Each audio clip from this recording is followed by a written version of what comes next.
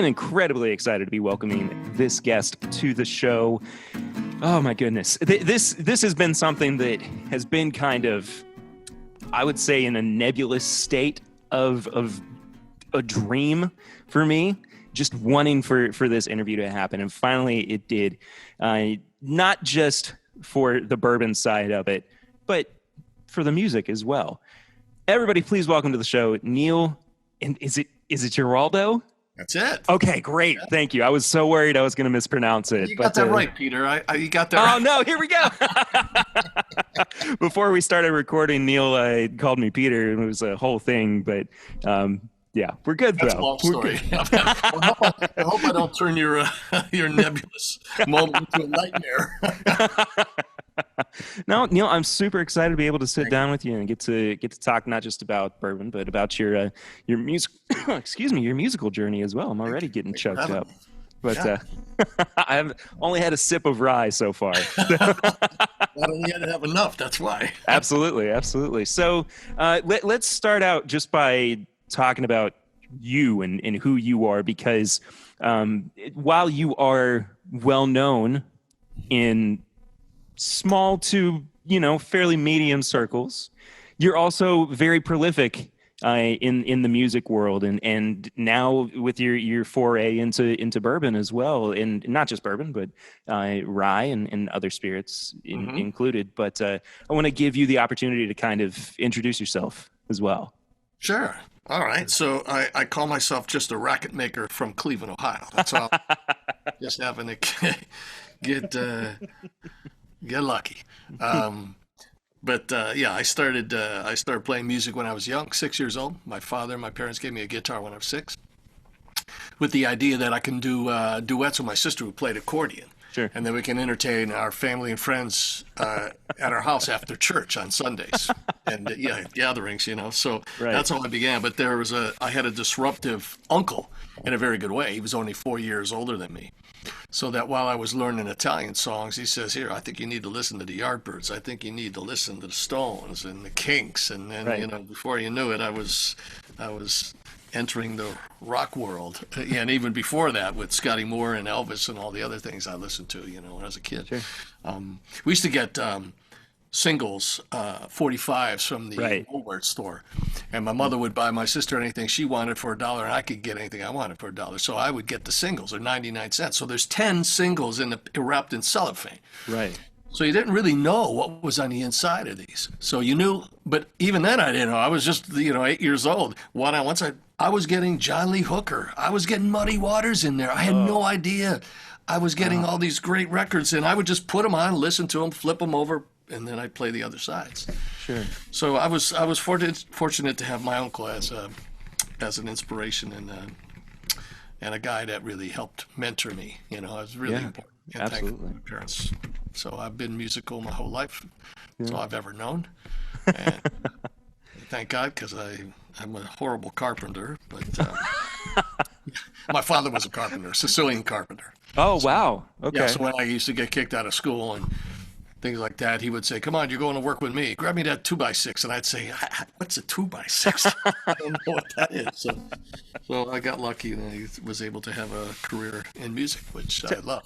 Tell me about the accordion over your right shoulder too. Is that one that belonged to your sister? The box? No, that's a button box. No, it's just a box. Yeah, that's just a box. Yeah, I actually started playing accordion because I was when my sister would play, her timing wasn't very good, so you're out of time. I was a producer even back then. You're playing out of time, so give me that thing. And as a little kid, I would put it and I'd play the keys and I'd throw the other end of the bellows over.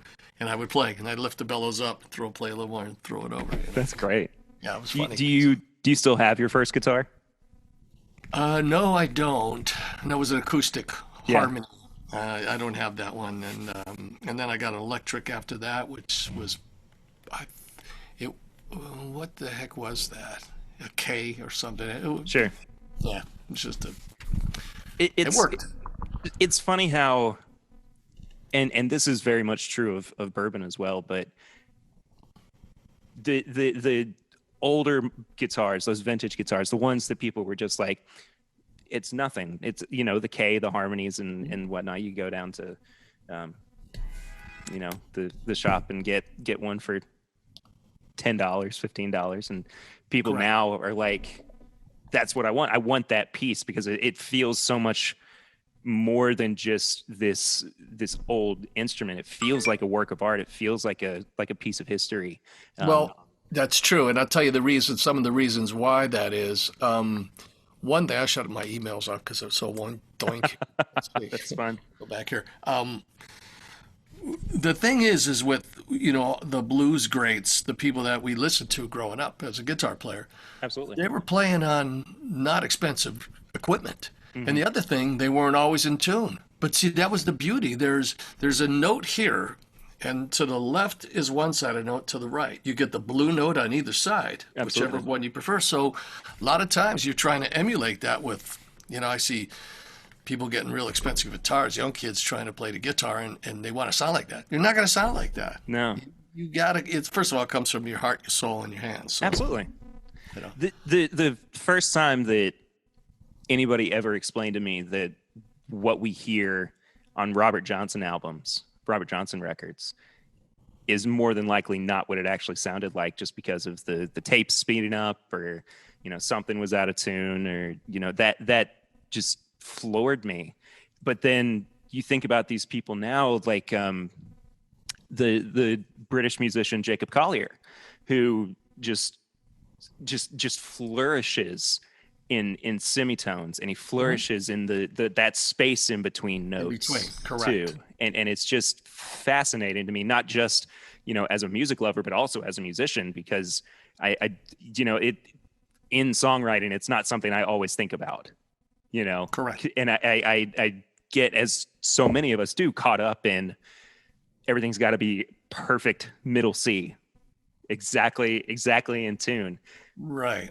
Well, the problem with this, and a little bit of the problem with the modern music that's going on, especially in the pop market right now, is people are getting so used to perfectly sung vocals, Absolutely. perfectly timed mechanical things. So there's no ebb and flow. There's no danger because it's all lined like this. I tell young people when they're asking me questions about producing, songwriting, all these things, I says, if you should hear a Rolling Stones outtake CD, I'll say CD because not records, bootlegs, and hear what each guy is doing on their own, you think it would make no sense, but together, Absolutely. it worked.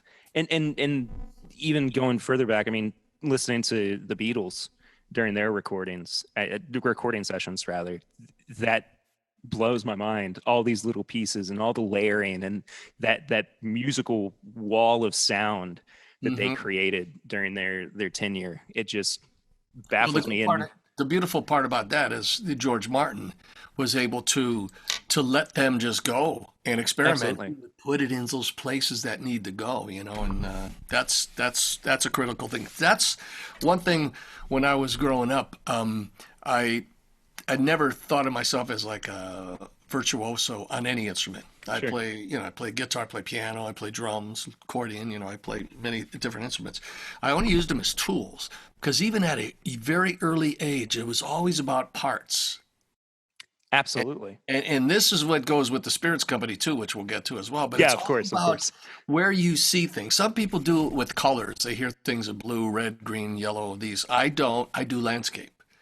When I Wow. write a song or if I arrange something else or produce something, I know where everything is going to be before we do it. Right. I have it. It's in my head. I got it. I have it perfectly where it has to go.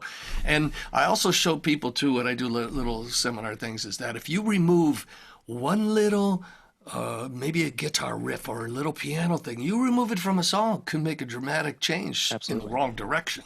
Absolutely. So it's all about little pieces, When I talk about this same concept with other bourbon crafters, other spirits crafters, the one thing that always kind of comes up, and I attribute this mostly to Dixon Dedman, who founded Kentucky Owl. It's a good one.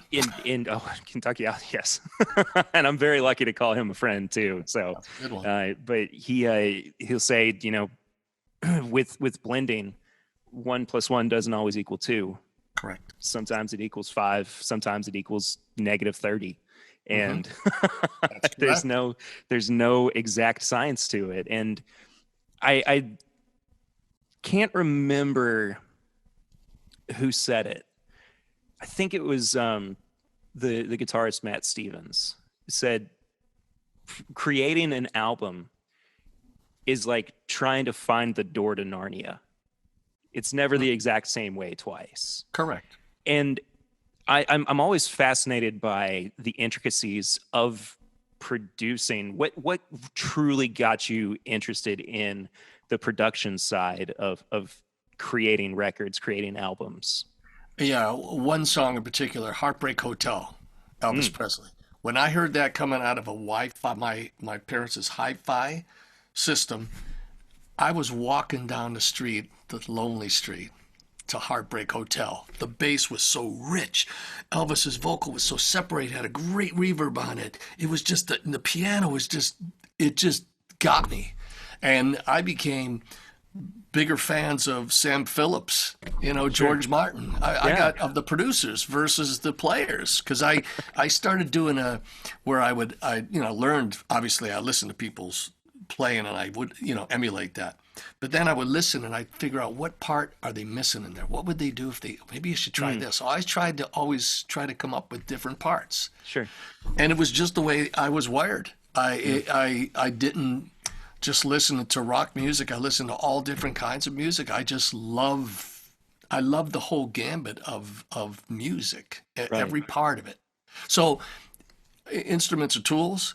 I don't care if I come up with maybe something really cool to play, but if it doesn't fit the song, it's not staying. It's going away. I don't have Right. any problem with any of that. Any problem at all. Do you So see the kind of heart and soul of people like George Martin in modern music? Do you find that there are there's those there's styles of producers? well, there's one person I like a lot, and that's Jack White, because Oh, because he's disruptive. He's got great sensibilities. He plays a bunch of instruments. He's not afraid. no. No, you know, No. and he's I really like where he goes with things. It's unexpected.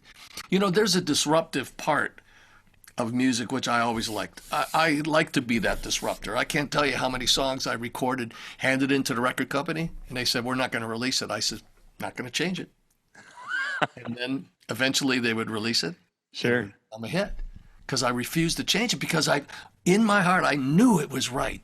It's the same thing like with bourbon when we do the tastings, and they got all these different taste profiles. So they send me these bottles, or if I'm Yeah. in person with them, I do. I get the nose, I taste it. Nah, that's not white. And then you hit the one that you think is great. Right. And the part of a music thing that's really interesting too is you can't fool yourself, and you try to.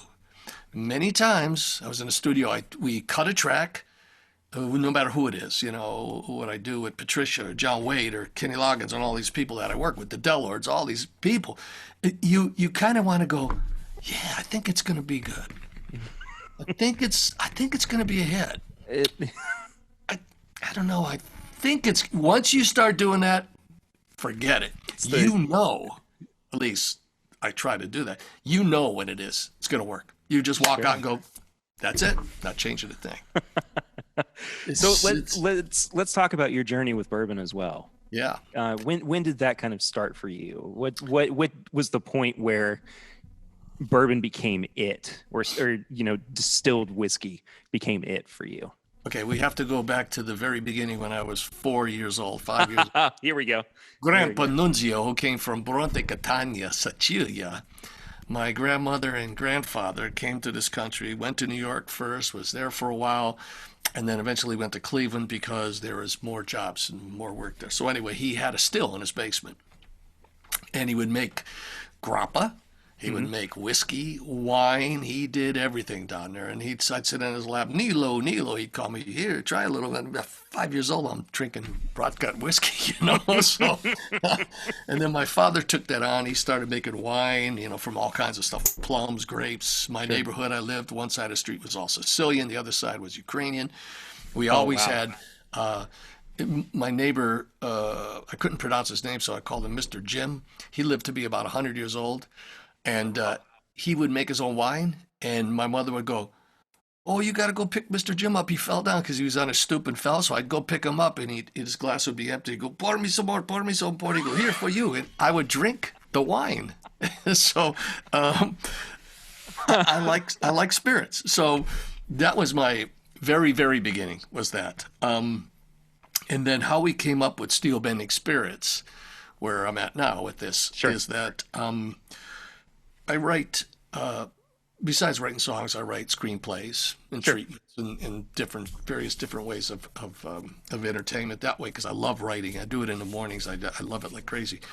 So I was working on a screenplay that was not a documentary, almost like a hybrid in a way, right? Mm-hmm. So I posted on social media that I was thinking about doing this. Well, a friend of mine got a hold of me, speed the story up. A year later, he goes, "Are you ever going to do this?" I go, "Okay, let's meet." So I meet him. His name is Brian Canning. He's one of the founders with me of the company. And he says, "Well, why don't we get a whiskey or bourbon company to give us some seed money so we can make a trailer? And if we can do a trailer, we can get," because I wasn't trying to make a high budget film. I was trying to do an independent film, right? Mm-hmm. So I met him, and I said to him, "Well, why don't we just start our own company? Why do that?" And he looked at me, he laughed because he knows I'm insane, like this. So I said, "Why don't we do it?" He goes, "Are you serious?" I go, "Yeah." So on May 16th, 2016, Steel Bending Spirits was born. I had the name. It just came to me.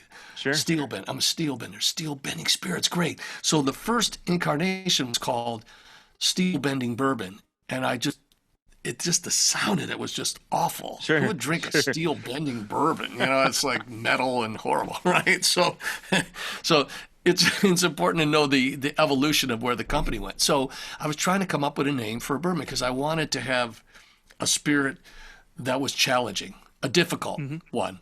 Because people say, once I started, they go, "Why don't you just do a vodka, do a gin, do something?" I go, no. I want to challenge myself, because here's what I do, Perry. I challenge the listener always. I never dumb down an audience, ever. I challenge them.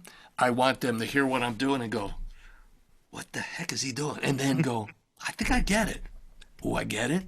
I love it." All right. So challenge, right? Challenge. Absolutely. So when we scoured the country for distillers, we ended up with Ari Zussman. And as soon as I met him, shook his hand, gave him a hug, I knew he was the guy. He was just as disruptive in the blending in spirits as I am in music. Mm-hmm. And the correlation between the two are identical, And when he was telling me, I can do some do some intricate, different ideas of blending to get you what you want. So I started putting the whole team together with all these different people, right? And I'm gonna give you their names because I like to mention that in any podcast. Yeah, I do. absolutely. These people are the people that make this thing run. I love teams. I love teams. Yes. I love sports, and I love music, and I love everybody has a place, and it's very, very important. We're all equal in the team.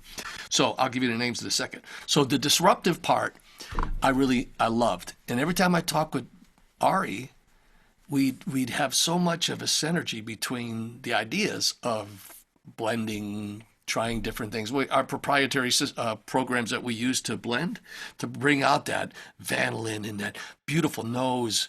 To me, don't have a bourbon, don't have a spirit if the nose is bad. Absolutely. Now, you are aware of grappa, I'm sure, right? Yes, indeed. Grappa can have some really rough nose, right? It's funky. Real bad, real bad. So I'm going to guarantee you, Perry, and anyone that's listening, that I'm going to do a vodka that's going to smell really good, and it's going to taste really good. Somewhere down the line, in honor of Nunzio, my grandfather. Actually, we have the name. It's called Nunzio's Basement. Oh, amazing.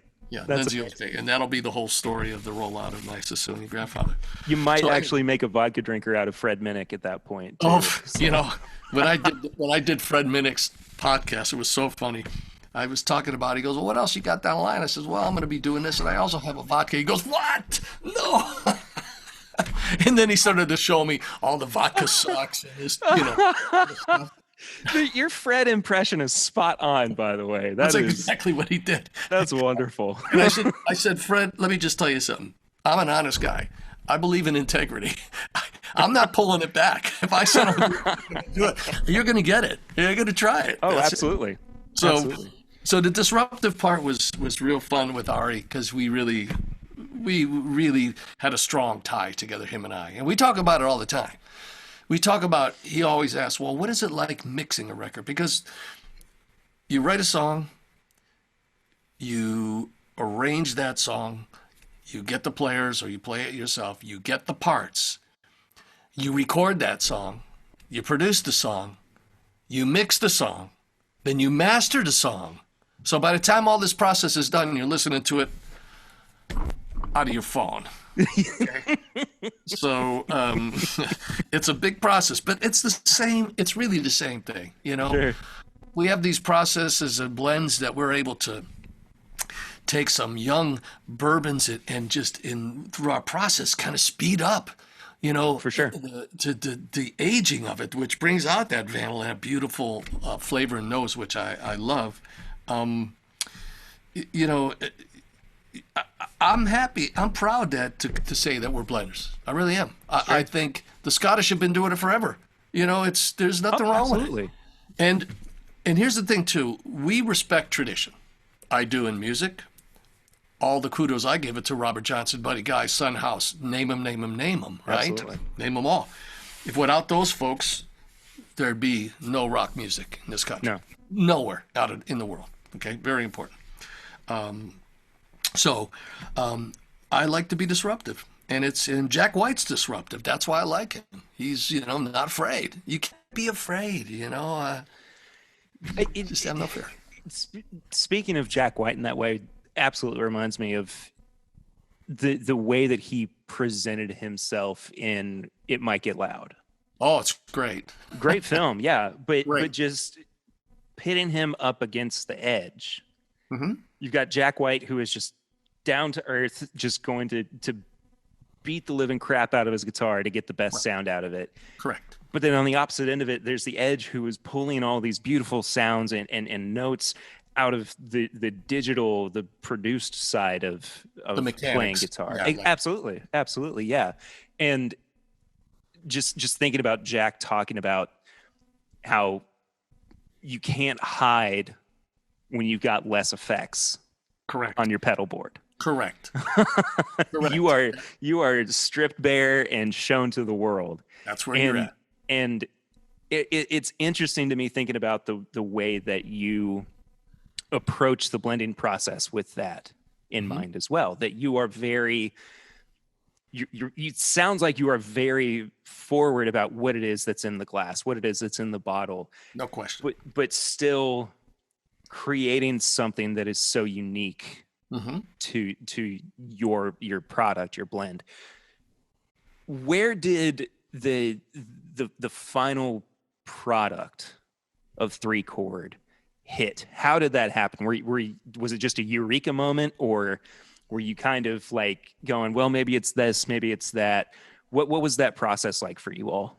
Okay, so in Ann Arbor, where our master distiller is, he says, I want to take you to this club and we're going to do some taste profiles. Let's go through and test some bourbons. Sure.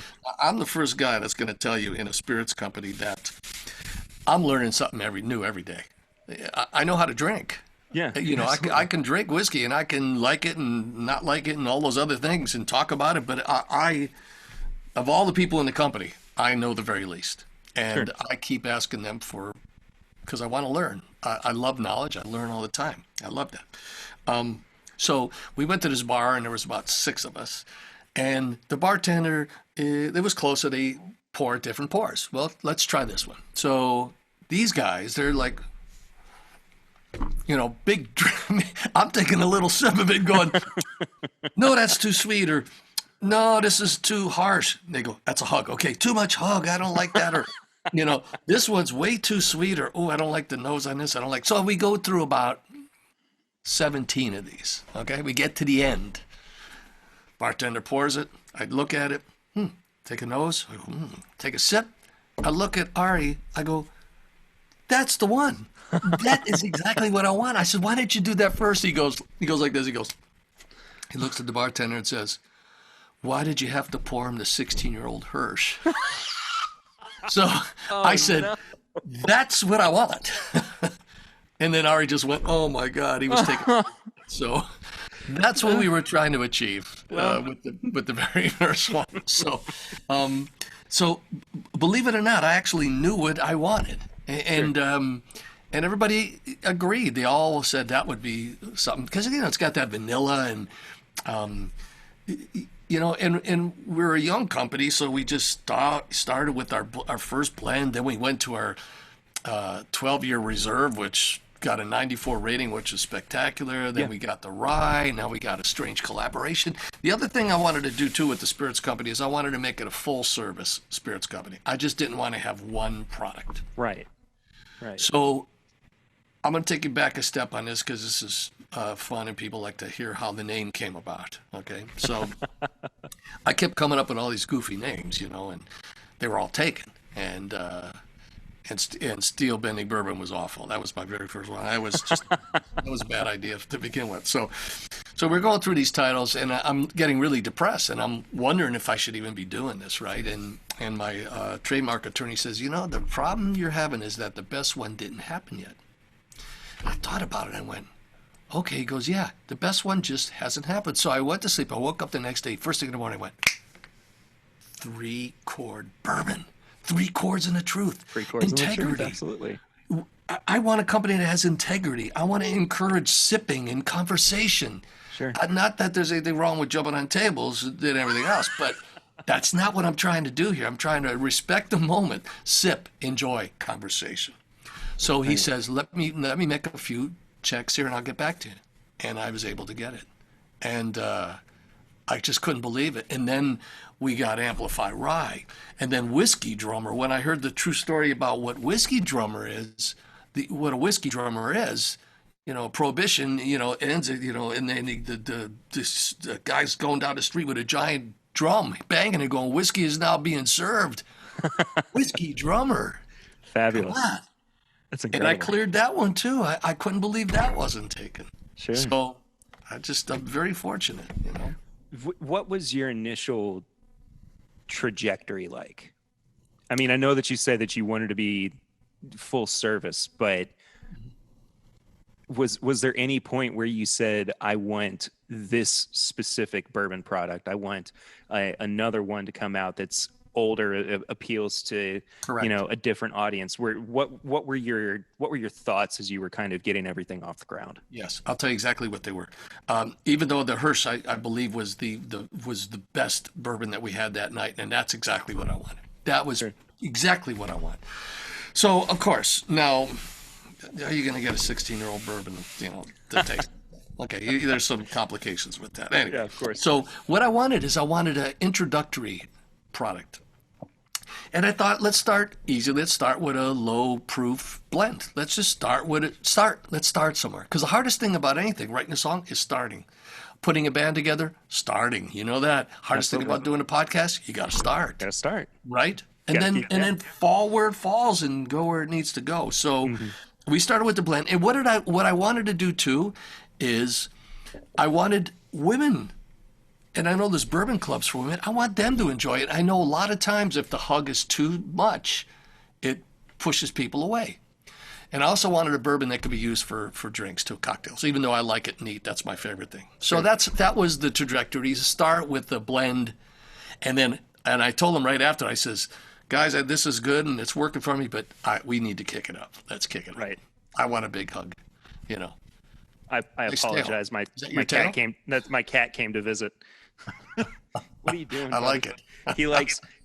So I just started a full-time remote position, this week, and he thinks that when I'm out here working, that's his time to come and be Dang. with me. So Yeah. at any time I come out here now, it's Berlioz's space, and I'm I just think it was the visiting. bourbon in the glass was what he was coming out for. Yeah, Yeah, exactly. you get a little taste of it.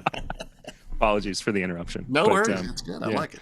It's great. Um, So that was the idea. Then, even when we had the 12-year-old at 12 Bar Reserve, I says, guys, I want a big Kentucky.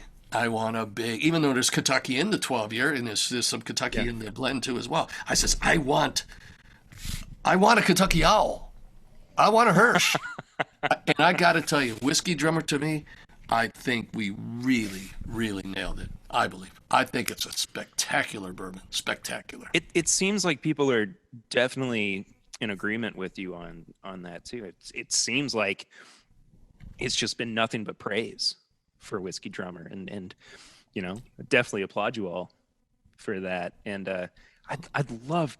I still have not gotten to try it yet. Oh, I Still wish you would not have had it got to. before this. So I'm telling you, I don't have to say anything. It sells itself. I can't, we can't get enough. We can't keep enough Sure. in. I love the review we got. They gave us, there was two negative reviews. One is it costs a little more than I would like to spend. The other one is I can't get it. So if that's a negative review, so I'll take them all day long.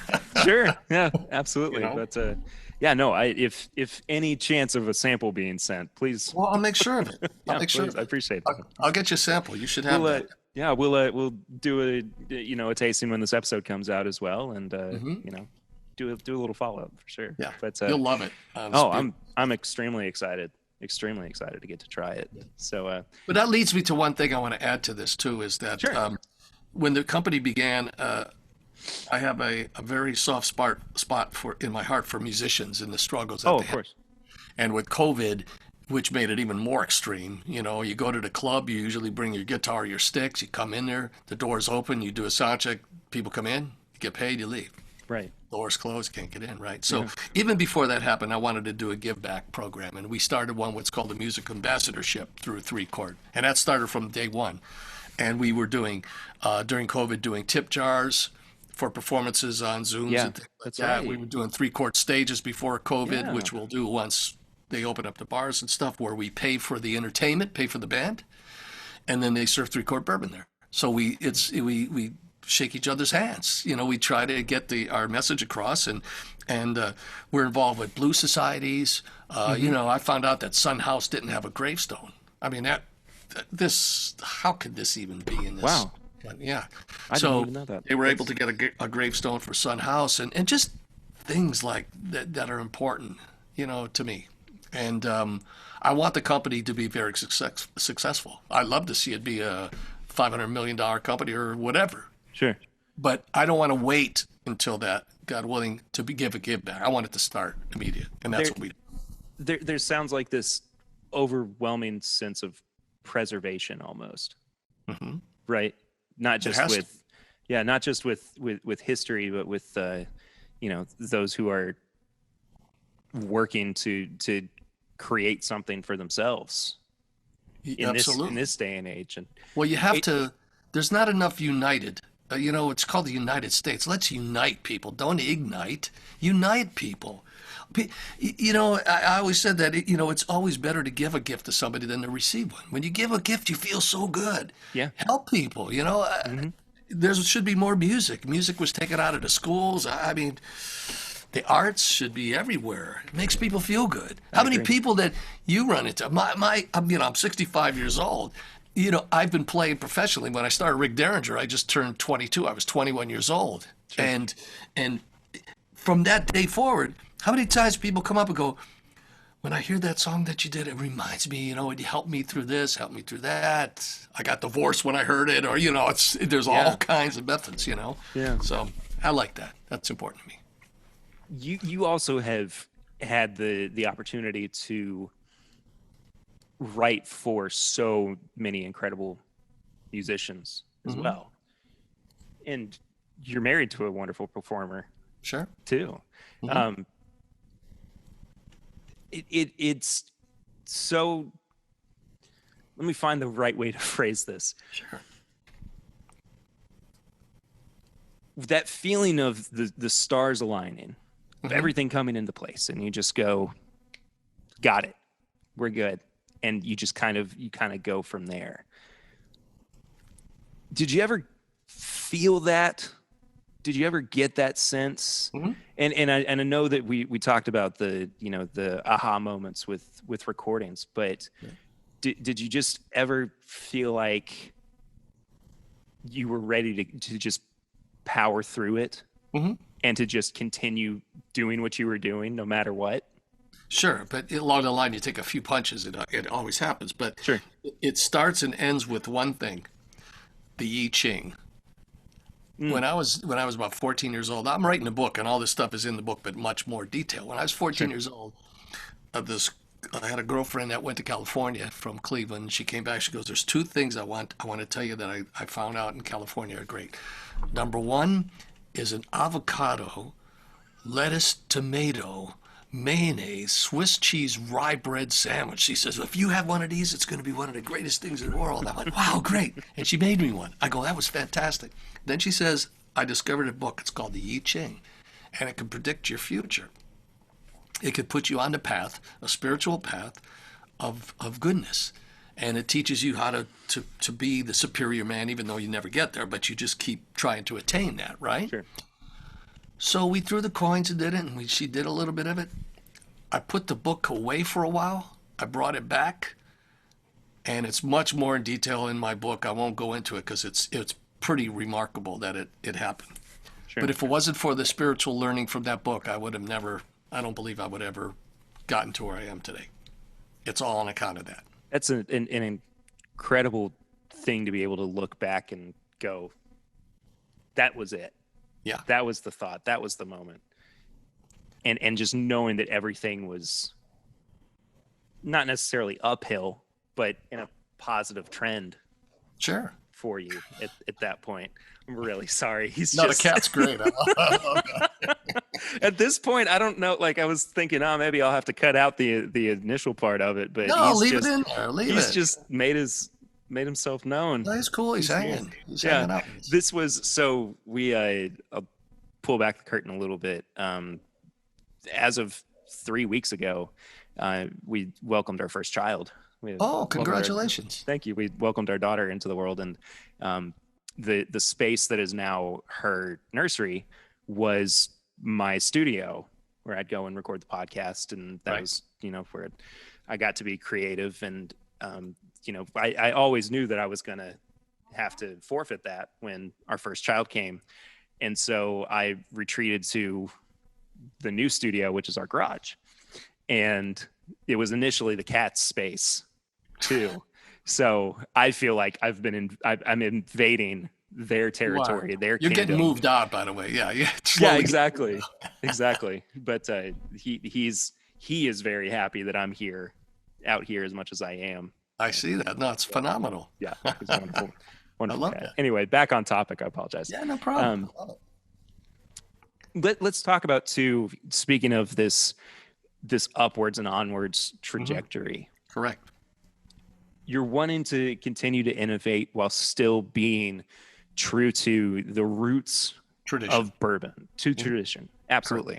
Correct. So what does the future of steel bending look like to you? The future, I think, is exploring even more things like cognac, different barrel systems, different barrel programs of all different types of things. We're doing a honey barrel with a great, has a great story as well, with this guy that loves bees, and he has a real job, but he became a bee person, and we're using his barrels, and we're doing bourbon in honey barrels, and I mean, it's wide open.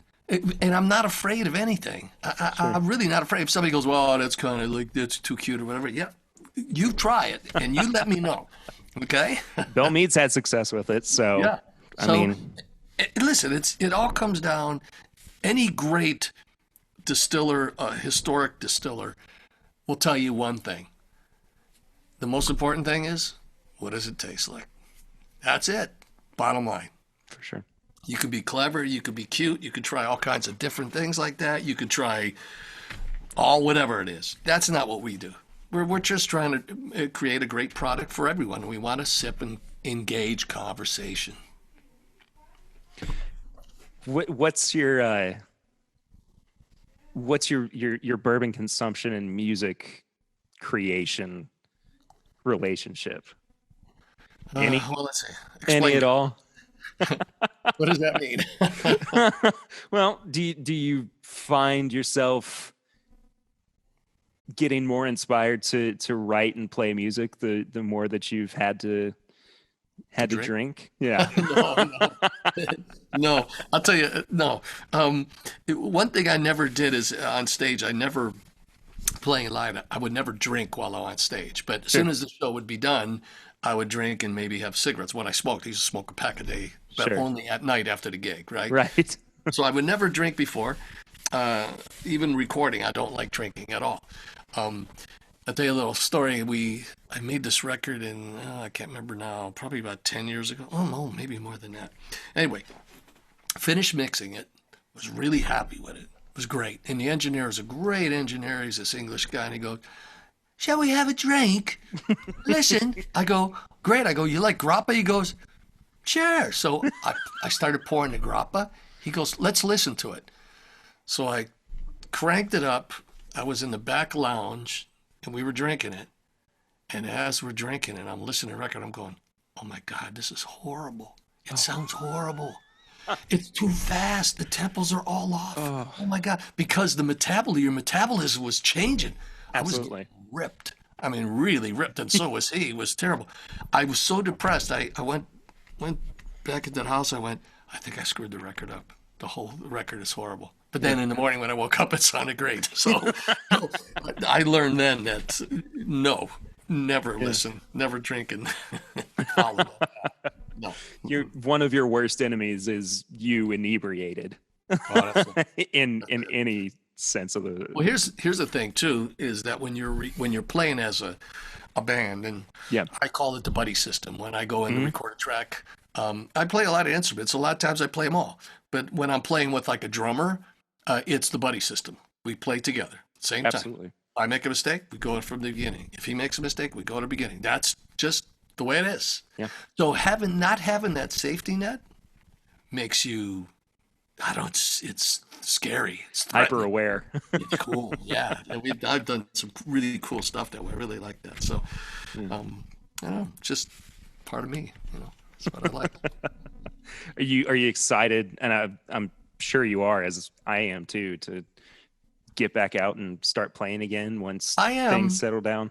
Well, I am, but truthfully, I'd rather just be Brian Wilson. I'd rather just be home writing and producing. Brian Sure. to me is a genius. That's another one. Instead Yeah. of liking the band or whatever, I like Brian Wilson. I like Sam Phillips. George Right. Martin. He go on and on and on, right? Yeah. So I don't really. I know the people like it, and I don't mind. I like going out and playing, but I'd rather just stay home in my. If I turn this around, this is one studio. I have another one in another house, but this one is Right. more of like a writing suite. Sure. And it's a capsule. I got Mhm. everything. I got keyboards here. I got guitar here, and it's controls, microphones. Who are you? We of course talked about Jack White, but who are you listening to these days? Maybe Pavarotti. say it again. I'm sorry. Pavarotti. Oh well, Yeah, I'm real diverse. that's a different headspace. Yeah, I go into all kinds of directions like that. I try not to listen to too much of what's going on at the moment. I like to listen to all different diverse type music Sure. because I don't really want to be influenced in any way by anything. If Right. that makes any sense, I'd Yeah, rather of course. just let it be background Sure. noise. Sure. Sound. Bill Evans, I love jazz, so Oh. I love Count Basie, Duke Ellington, Bill Evans. Forget about it. So that stuff I love. I'm re-entering my Miles Davis phase, Oh, it's the best. which is it's the easiest phase to slip back into, because it's so familiar. I mean, same with any favorite artist. Once it becomes familiar, you just kind of you find your way back to it, and it's a Exactly. nice little nice little happy place for a Well, here's while. the thing with the Miles Davis. Why can't I think of his name now? Since I like, Sam Phillips and Brian Wilson, all these people. Who's the guy that made a couple records for Miles that I love so much? Who's the guy? Evans is his last name's Evans, right? Yes. I can't think of his name right now. I can't either. But that guy. Yeah. You're talking Sketches of Spain in a Silent Yeah. Way. Yeah. Yeah, phenomenal stuff. Absolutely. Yeah, you can crawl inside of that big time. Yeah. And Miles was a guy that taught you to. It's not what you play; it's what you leave out. So those little spaces, those little gaps of air of no sound, is big. Yeah. It's big. Yeah.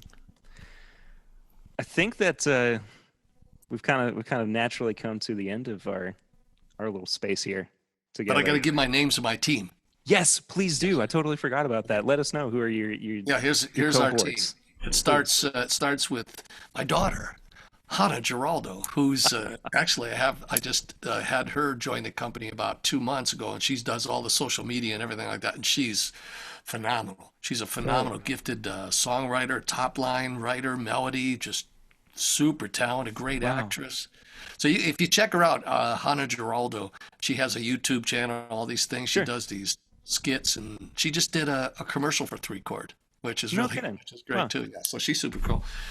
Tony DeYoung, who to me I believe is a genius. He's phenomenal. He knows so many things. So I call him Professor Tony. Everybody gets a nickname at some point.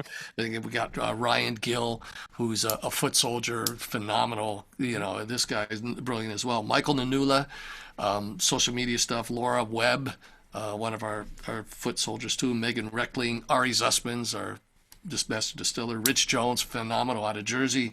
Debbie Lanoy, who does the office work. Brian Canning, who is, co-founder with me. Barry Bookin, who's an agent and who set this one up too. Like that tremendous guy. He's so nice. I call him Evil Barry. He's the nicest guy. Anytime you call him, you go, "Hello, Neil." That's why I call him Evil Barry. I couldn't believe that the booking agent actually had Bookin in his name. I know. I'm sure he gets it all the time, but all the time. Yeah, Barry Bookin. It's almost like a fake name. It's like a South Park name or something. Then Bass Reeves, who's a really interesting guy. He's a songwriter at one time. He's involved in the music ambassadorship too. Great guy. And then Paul Nanula, who's part of the Nula family, which a lot of those guys are all part of our company as well. So wonderful. Great team. You've got a great group of people behind you, and with that vision for the future of Three Chord as well. Yeah, absolutely fantastic, and yeah, can't wait to see where you all continue to grow with Three Chord. Thank you so much. I could pick your brain all day about music. I truly could. But I do have a baby that I should probably go see. What's the exact birth date of the baby? When? 10/15/20. August 15th? No. October 15th. Oh, wow. October 15th. That's pretty cool. Yeah. And it was 10/15/20, which we were like, we'll hopefully never forget that. But that's phenomenal. I love that. 10/15/20. Good for you. Yeah. I love that. Yeah. It was 2:50 a.m. 2:50 a.m. Yes, she came into the world, and I like this. Here we are now. Oh, you're gonna love it. Let me just tell you this: children are great. I've always wanted children ever since I was a child. Yeah, I have 2 daughters. I was surrounded with females. My housekeeper's female. My dogs are female. It just went on and on. But let me just tell you, being a grandparent, everything they say about that. You're a long way from that, let me tell you, my friend. I would hope so.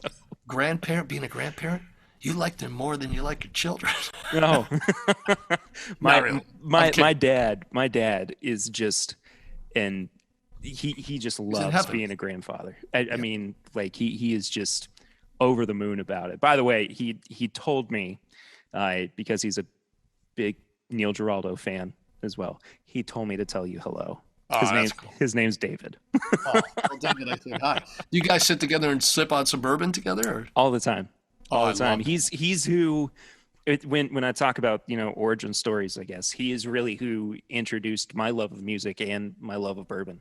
Because he was a Maker's drinker for the longest time, or if it wasn't Maker's that was sitting on the bar, it was Woodford, and then he'd kind of switch it up here and there. But once I started getting into bourbon, I started going, Dad, but have you ever had Elijah Craig? Which is a wheat beer, yeah, Yeah. more wheatish, yeah. Yeah, but just in different aspects of it. In the same way that you tell people about a new album that they've got to listen to, or a new artist that they've discovered. As soon as I started getting into bourbon, I was like, oh, you got to try this, and this, and it completely changed the game for him too. Well, you're gonna love the relationship with your father, with his granddaughter. Oh, you're gonna love it. Absolutely. The idea of sipping together, and then when they start talking, and oh man, it's just it is really the best. You're the actual people I'm going for. The conversation, enjoy sure. life. You just had a baby. Yeah. Experience it, celebrate it, And we'll do plenty of that while drinking 3 quart as well. That's exactly right. So. And I'll get you to sample the Whiskey Drummer. Please. But I'm going to tell you this. It's going to blow your mind. I believe you. It is going to blow your mind. I tell you, I like Kentucky Owl. I love Kentucky Owl. But I love Whiskey Drummer more. It is phenomenal. I'm gonna tell Dixon that them's fighting words. So yeah, there's room for everybody. Oh, of course. But tell them I really enjoy the product. Kentucky Owl is phenomenal. Oh yeah, really phenomenal. I wanted to go after that profile too. I told Professor Tony when we had it at a place called Rarities. You ever hear of that place in New York? Sounds familiar. Yes. It's in the Lot Palace Hotel. Okay. And the guy there, Justin. Yeah, I think it's Justin. Mm-hmm.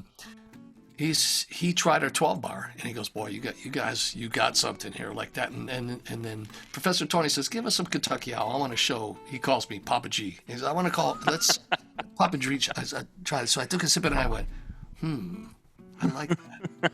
Tony, we got to get something like this. And so it was his inspiration, your friend. That's incredible. There at Kentucky Owl. So, wonderful. Yeah. Neil, thank you so much for sitting down with me, my friend. This has been wonderful. Thanks really enjoyed getting absolutely great getting to chat with you about not just bourbon but music. Like I said, I could shoot the breeze all day about music. And then I can start giving you fatherly advice. That comes next. So with I'm here for it, man. Neil, thank you so much, buddy. Thanks, Barry. I appreciate it. Yeah. Have a good night, pal.